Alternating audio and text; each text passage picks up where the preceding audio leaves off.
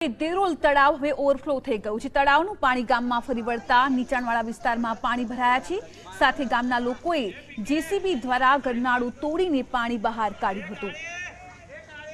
તો હિંમતનગરની વાત કરી રહ્યા છીએ, ત્યાં વરસાદી આફત વચ્ચે દેરોલ તળાવ ઓવરફ્લો થયું છે। તળાવનું પાણી ગામમાં ફરી વળતા નીચાણવાળા વિસ્તારમાં પાણી ભરાઈ ગયા છે, તેમજ ગામના લોકોએ જેસીબી દ્વારા ખાસ ગરનાળું તોડી પાણી બહાર કાઢ્યું।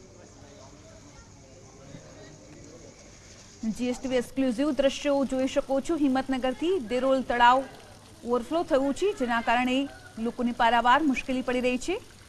તળાવનું પાણી જ ઓવરફ્લો થતાની સાથે જ ગરનાળું તોડીને આ પાણી બહાર કાઢવામાં આવ્યું હતું।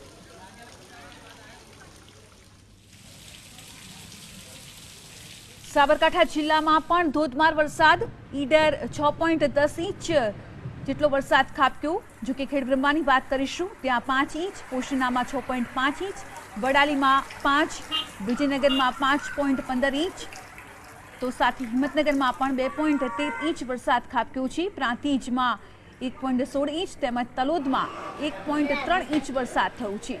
જિલ્લાની હાથીમતી, હરણાવ, સાબરમતી નદીમાં નવા નીર આવતા હવે બંને કાંઠે વહેવા લાગી છે, ત્યારે હરણાવમાં પાણીની ભારે આવકનો પગલે કાંઠા વિસ્તારના ગામોને સાબદા કરાયા છે। સાથે જ હાથમતી પણ બે કાંઠે વહેતી થઈ છે।